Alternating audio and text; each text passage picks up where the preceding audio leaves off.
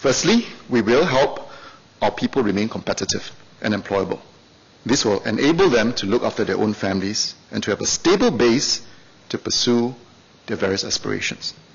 Hence, we will continue to make substantial investments in upskilling and training for Singaporeans. This would include better CET facilities and programs, having avenues such as Calibre Link for PMEs to enhance their employability, and introducing an individual learning portfolio to encourage Singaporeans to take greater ownership over their personal development.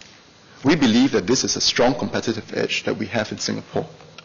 Second, we will support Singaporeans in balancing work-life priorities by helping to restructure the work environment.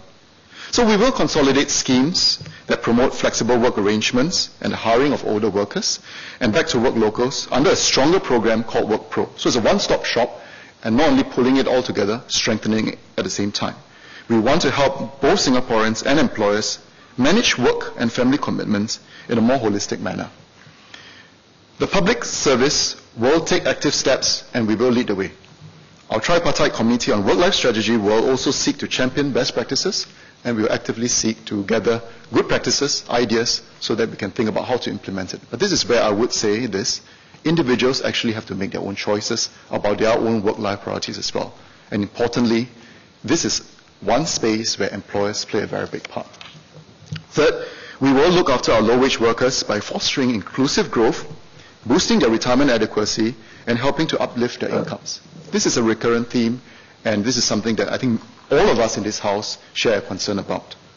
So apart from incorporating the progressive wage model for the security and cleaning industry, we will enhance workfare, particularly the workfare income supplement and training support schemes, and we will also increase CPF contribution rates for low-wage workers.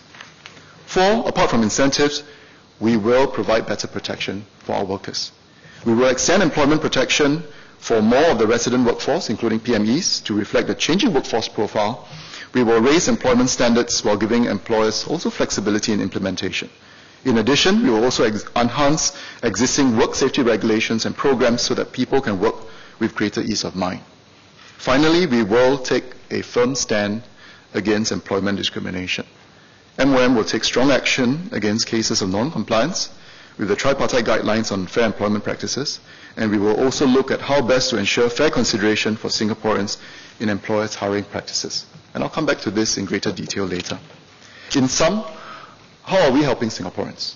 We will provide our people with the best chance and fullest support to upskill and develop in their careers at the various stages of their lives. At the same time, we will promote and support work-life priorities of Singaporeans. We will strengthen employment protection for Singaporeans and ensure fair opportunities for our people. We will tackle employment discrimination. And we will ensure that we move up together as one country and as one nation. We must ensure that vulnerable groups in our society are not left behind. So to this end, WDA will work closely with strategic partners like SCORE, MSF, National Council of Social Services, to facilitate the skills training conversion, return, and integration of special worker groups like ex-offenders, persons with disabilities, and out-of-school youth through initiatives such as Project Phoenix and the Open Door Fund.